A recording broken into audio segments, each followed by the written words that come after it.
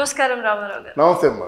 So ఇప్పుడు చంద్రబాబు నాయుడు గారి గురించి మాట్లాడుకున్నట్లయితే పవన్ కళ్యాణ్ గారు సినీ నటుడే, జూనియర్ ఎన్టీఆర్ గారు సినీ నటుడే, అందులోనూ జూనియర్ ఎన్టీఆర్ గారు బంధువు కూడా అవుతారు. ఆయన ఎందుకు పొలిటికల్గా దూరం పెట్టి పవన్ కళ్యాణ్ గారిని హక్కున చేర్చుకున్నారు? దేనికి? వెరీ గుడ్, మంచి ప్రశ్న. అసలు జూనియర్ ఎన్టీఆర్ వీరిద్దరి కంటే పెద్ద రాజకీయ నాయకుడు అని మీకు తెలుసా? జూనియర్ ఎన్టీఆర్ గారు, జూనియర్ ఎన్టీఆర్ చంద్రబాబు నాయుడు ఆయన వయసు, ఆయన అనుభవం అంత లేదు. ఈయన వయసు, అనుభవం వయసు కాదమ్మా. పవన్ కళ్యాణ్ చంద్రబాబు నాయుడిని కలిపితే ఇద్దరిని మించిన తెలివితేటలు జూనియర్ ఎన్టీఆర్కి ఉన్నాయి. కాబట్టే ఎన్టీ రామారావు తాలూకు హెల్త్ యూనివర్సిటీకి ఏమో వైఎస్ఆర్ హెల్త్ యూనివర్సిటీ అన్నప్పుడు కూడా తక్కువ ఊరుకున్నాడు. ఏమన్నాడమ్మా అంటే ఏంటి, 26 సంవత్సరాల యూనివర్సిటీకి ఏమో పేరు మారిస్తే అవును ఇద్దరు కొండలే, రాజశేఖర రెడ్డి కొండే, మా ఎన్టీ రామారావు గారు కొండే అన్నాడు. రాజశేఖర్తో నువ్వు మరి అసలు జూనియర్ ఎన్టీఆర్ గారికి ఎటువంటి ఇన్విటేషన్, ఎటువంటి పొలిటికల్ ఇది కూడా ఇవ్వట్లేదు కదా చంద్రబాబు నాయుడు వాళ్ళు. అది కదమ్మా, how dare you have to compare Rajasekhara Reddy with Nandamuri Taraka Rama Rao? Compare చేయకూడదా? చేయకూడదు. ఈయన రాజశేఖర రెడ్డి 33 సార్లు పిల్లి మొగ్గలు వేస్తే కృష్ణుడు వేషం వేయగలడా? చెప్పండి. రాజశేఖర రెడ్డి పొలిమేరలు దాటితే పేరు తెలుసా? ప్రపంచవ్యాప్తంగా ఉన్న ప్రతి తెలుగువాడు కూడా, ఆత్మాభిమానం ఉన్న ప్రతి తెలుగువాడు కూడా ఆరాధించే వ్యక్తి NT Rama Rao. Junior NTR comparison చేయలేదు. ఎవరి గౌరవం వాళ్ళకు ఉంటుంది. పేరు తీసేసినంత మాత్రాన ఆయన గౌరవం తగ్గిపోదు, పేరు పెట్టినంత మాత్రాన ఈయన గౌరవం పెరగదు అని అన్నారు, కానీ కంపేర్ చేయలేదు జూనియర్ ఎన్టీఆర్ గారు. కాదండి, ఇప్పుడు ఈరోజు నందమూరి తారక రామారావు అనే పేరు నువ్వు పెట్టుకున్నావు, తీసేసేయాలి, నీ సొంత పేరు పెట్టుకోమంటే పెట్టుకుంటావా? సూటిగా అడుగుతున్నాను. నీకెవరో నందమూరి తారక రామారావు పెట్టారని చెప్తున్నావు, ఆ పేరు తీసేస్తే నీకేం సరిపోద్దా? ఆయన గట్టిగా మాట్లాడాల్సింది అంటారు, వ్యతిరేకించాలి అంటారు. డెఫినెట్ గా రిజెక్ట్ చేయాలి. రెండోసారి అసలు మీ కుటుంబాన్ని అతన్ని కాపాడుకుంటవచ్చు.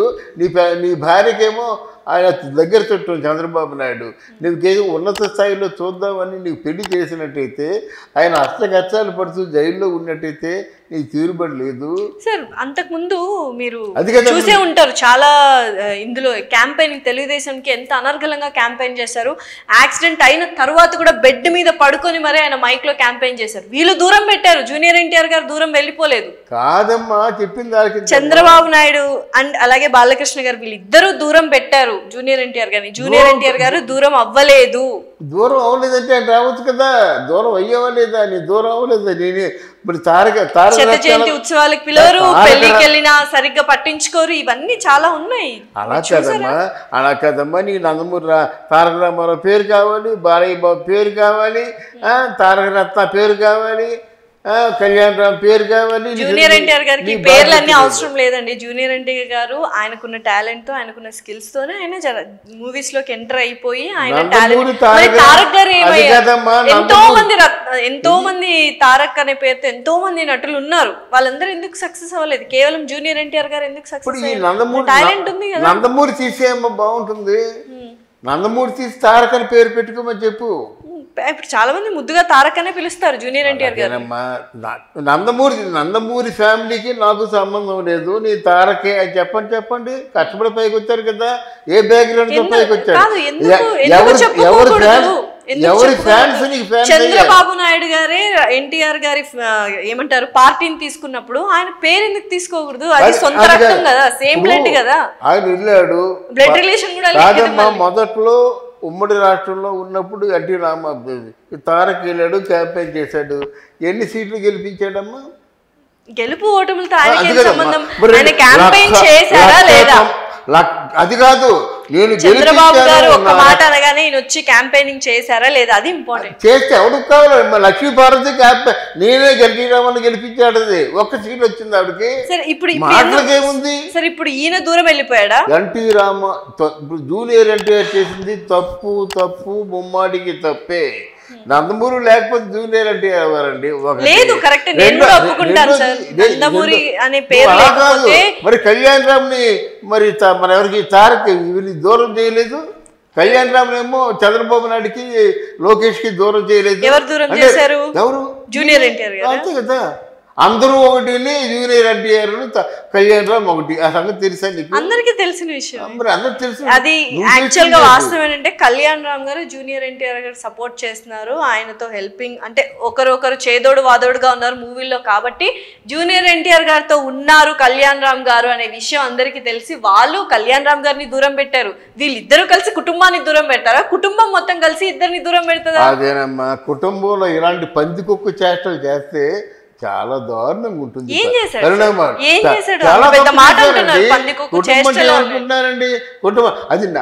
రాజకీయాలు నాకు అక్కర్లేదు, మూవీస్ నేను చూసుకుంటాను అన్నారు. అది కూడా ఎందుకు? గౌరవం ఇచ్చి వాళ్ళ దగ్గర రానివ్వట్లేదు కదా అన్న ఒక గౌరవం ఇచ్చి, నాకు రాజకీయాలు వద్దు బాబు, నేను 50 సంవత్సరాల వరకు నేను సినిమాలే చేసుకుంటాను, అందులో తప్పేముంది?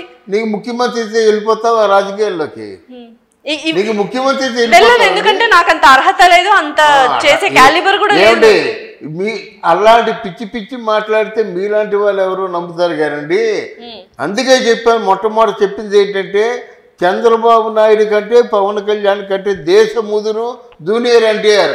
జూనియర్ ఎన్టీఆర్ అంటే ప్రాణాలు ఇచ్చేస్తాను నేను. మొదట్లో షూటింగ్లో కూడా కలిశాను. అంటే ఏంటి, వాళ్ళ తాత దగ్గర నేను పనిచేసిన వాడిని, ఎన్టీ రామారావు దగ్గర విశ్వేశ్వరయ్య గెస్ట్ హౌస్లో తారకం చూసి నేను చాలా బాధపడ్డాను నేను. అంటే తారక్ అంటే నేను రాంభజన చేసేవాడిని.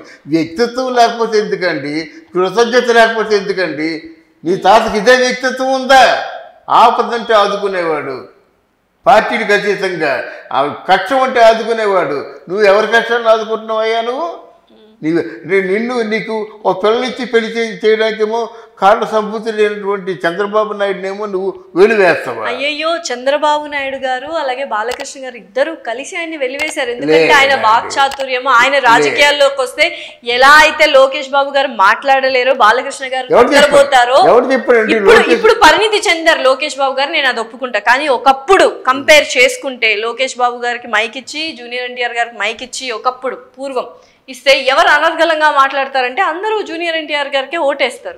మాట్లాడడం కూడా మా యాక్టింగ్ అయితే ఎవడు ఈ రోజుల్లో చూడండి. నేను ఒక వైఎస్ఆర్సీపీ తరఫున పోటీ చేయమని చెప్పండి, క్యాంపెయిన్ చేయమని చెప్పండి, ఒక్క సీటు గెలిపించమని చెప్పండి, ఓపెన్ ఛాలెంజ్. వైఎస్ఆర్సీపీ తరఫున ఎందుకు పోటీ చేస్తాను?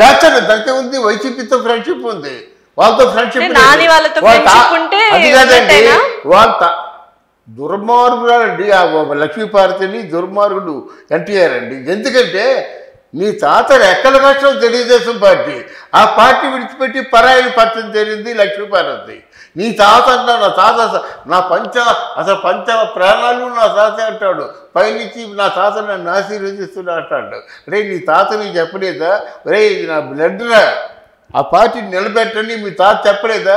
మీ తాత చెప్పకపోతే నువ్వేమో దాని ఆ సత్యాన్ని తెలుసుకోలేవా? ఆ పార్టీని లాక్కుంది చంద్రబాబు నాయుడు గారే కదా, వెన్నుపోటు పొడిచి లాక్కుంది చంద్రబాబు నాయుడు గారు. ఎవరు చెప్పండి మీ వెన్నుపోటు అని? అందరూ మాట్లాడుతూ మీరు మాట్లాడుతున్నారు. వెన్నుపోటు ఎవరిది? లక్ష్మీపార్వతి వెన్నుపోటు పొడిచింది, లక్ష్మీపార్వతి ఫ్లూయిడ్స్ ఇచ్చింది, లక్ష్మీపార్వతిని తావదొబ్బింది. ఒక మాట చెప్పాలంటే కాదండి, రాజ్యాంగేతర శక్తిగా ఈ తెలుగుదేశం పార్టీ అంతా తిరబడింది ఎన్టీ రామారావు చూసి కాదు, లక్ష్మీపార్వతిని. వంటింటి రాజకీయాలు చేయడం తెలుసా నీకు? వంటింట్లో ఏ మినిస్టర్ ఎన్ని గంటలు కూర్చున్నాడో తెలుసా నీకు? తెలియకుండా మాట్లాడద్దమ్మా. లక్ష్మీపార్వతి అయితే ఇంకొక 10 ఏళ్ళు బతికేవాడు.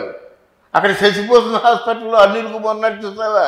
వాటితో డాక్టర్ కుసుమ ఉంది, వాళ్ళ చేత ఫ్లూయిడ్స్, అవి పిల్లలు కావాలని ప్రయత్నం చేశారంటే అబార్షన్ అయిపోయిందంట. ఇట్లాంటి దౌర్భాగ్యం పూతలన్నీ కూసి తెలుగుదేశాన్ని సర్వనాశనం చేసి ఈరోజు తెలుగుదేశం గురించి మీరు మాట్లాడే నైతికమైన అర్హత ఉందా?